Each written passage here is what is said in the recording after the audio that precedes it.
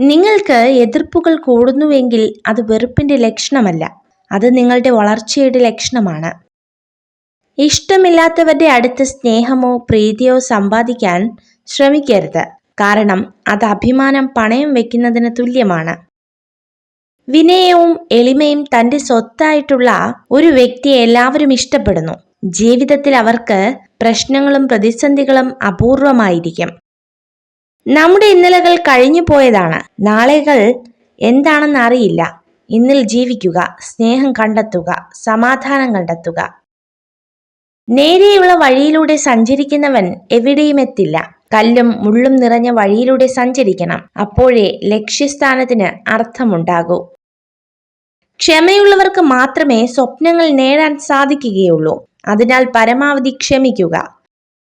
ഒരിക്കലും കിട്ടില്ലെന്ന് ഉറപ്പിച്ചതുപോലും നമ്മളെ തേടിയെത്തിയേക്കാം. തളരാതെ പരിശ്രമം തുടരുക.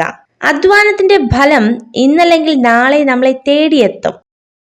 സ്വപ്നം കാണാനുള്ള കഴിവ് നമുക്കുണ്ടെങ്കിൽ അത് യാഥാർത്ഥ്യമാക്കാനുള്ള കഴിവും നമുക്കുണ്ട്. അതിന് ആത്മവിശ്വാസം നഷ്ടപ്പെടാതെ പ്രയത്നിക്കാൻ തയ്യാറായാൽ മാത്രം മതി. പിന്നിട്ട വഴികളിലെ അനുഭവവും പിന്നിടാനുള്ള വഴികളിലെ പ്രതീക്ഷയുമാണ് ജീവിതത്തിൽ മുന്നോട്ടു പോകാനുള്ള ഊർജം നൽകുന്നത്. ലക്ഷ്യം എത്ര അകലെയാണെങ്കിലും മാർഗം എത്ര കഠിനമാണെങ്കിലും കരുതി വച്ചിട്ടുള്ളതാണെങ്കിൽ നാം അതിൽ എത്തിച്ചേരുക തന്നെ ചെയ്യും. നല്ല ചിന്തയിൽ ഉണരുക. ഹൃദയത്തിൽ ആരോടും വെറുപ്പ് തോന്നാതെ പെരുമാറുക.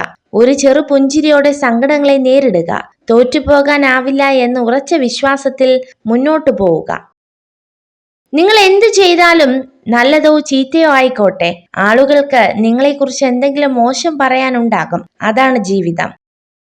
നിങ്ങളുടെ ജീവിതത്തിന്റെ നിലവാരം ഉയർത്താൻ തുടങ്ങുമ്പോൾ നിങ്ങളുടെ ഏറ്റവും അടുത്ത സുഹൃത്തുക്കളിൽ ഭൂരിപക്ഷവും നിങ്ങൾക്ക് നഷ്ടപ്പെടും. ഒരു തവണ വിജയിച്ചവരെക്കാൾ അറിവും അനുഭവവും പലതവണ തോറ്റവർക്കായിരിക്കും. പലരും കടന്നു വരും, തളർത്തും, വളർത്തും. ഒന്നു മാത്രം ആലോചിച്ചാൽ മതി, നമ്മുടെ സന്തോഷം നമ്മുടെ മാത്രം കയ്യിലാണ്. എല്ലാ പുരുഷന്മാരോടും പുഞ്ചിരിക്കുന്ന സ്ത്രീകൾ പൊതുവെ ഉയർന്ന ചിന്താഗതിയുള്ളവരായിരിക്കും. നമുക്ക് സന്തോഷവും സമാധാനവും നൽകാത്ത മുഴുവൻ ചിന്തകളെയും മനസ്സിൽ നിന്ന് ഒഴിവാക്കിയില്ലെങ്കിൽ മനസ്സെപ്പോഴും അസ്വസ്ഥമായിരിക്കും.